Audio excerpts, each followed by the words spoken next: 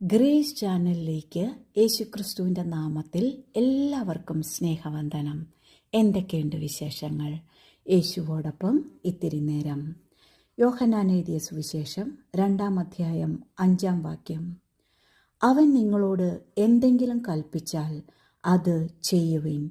ഇത് കാനായിലെ കല്യാണത്തിന് വീഞ്ഞ് തീർന്നപ്പോൾ മറിയ ശുശ്രൂഷകരോട് പറഞ്ഞതാണ് ഈ വാക്കുകൾ. യേശുവിനോട് മറിയ വീഞ്ഞ് കല്യാണ വീട്ടിൽ തീർന്നു എന്നറിയിക്കുന്നു. എന്നാൽ 4-ാം വാക്യത്തിൽ യേശു, സ്ത്രീയെ, എനിക്കും നിനക്കും തമ്മിൽ എന്ത്? എൻ്റെ നാഴിക വന്നിട്ടില്ല എന്ന് പറയുന്നു.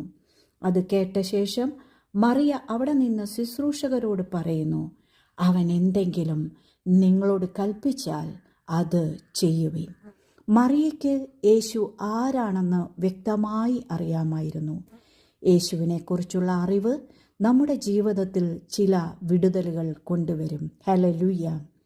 എൻ്റെ സമയം വന്നിട്ടില്ല എന്ന് യേശു പറയുമ്പോൾ താൻ എന്താണ് ചെയ്യാൻ പോകുന്നതെന്നും എപ്പോൾ ചെയ്യണമെന്നും യേശുവിന് വ്യക്തതയുണ്ടായിരുന്നു.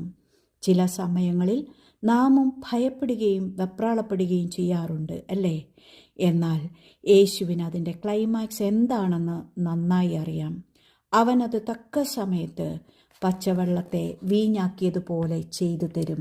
ഹല്ലേലൂയ. ശുശ്രൂഷകർ യേശുവിൻ്റെ വാക്ക് അനുസരിച്ചു, വിശ്വസിച്ചു. അവർ ഭരണിയിൽ വെള്ളം നിറച്ചു. അനുസരണത്തിൽ ഒരനുഗ്രഹമുണ്ട്. ഹല്ലേലൂയ. നമ്മുടെ ജീവിതത്തിലെ ഏതവസ്ഥയിലൂടെയാണോ നാം കടന്നു പോകുന്നത്, എന്തുമായിക്കോട്ടെ, ഭാരങ്ങളെ, മക്കളെ ഒക്കെ യേശുവിൻ്റെ കരത്തിൽ ഏൽപ്പിച്ചു കൊടുത്താട്ടെ. അവനത് ഏറ്റവും മാധുര്യമുള്ള വീഞ്ഞു പോലെ ആക്കിത്തരും. ഹല്ലേലൂയ. വീട്ടുടമസ്ഥൻ പോലും അറിഞ്ഞില്ല ഇത്രയും നല്ല വീഞ്ഞ് എവിടുന്ന് എന്ന് ചോദിക്കത്തക്ക വിധം വീര്യമുള്ള വീഞ്ഞായിരുന്നു അത്. ഇതുപോലെ നമ്മൾ പോലും അറിയാതെ നോക്കി നിൽക്കുമ്പോൾ വഴിയും വാതിലുകളും തുറക്കപ്പെടും. നമ്മുടെ അവസ്ഥകൾക്ക് മാറ്റം വരും.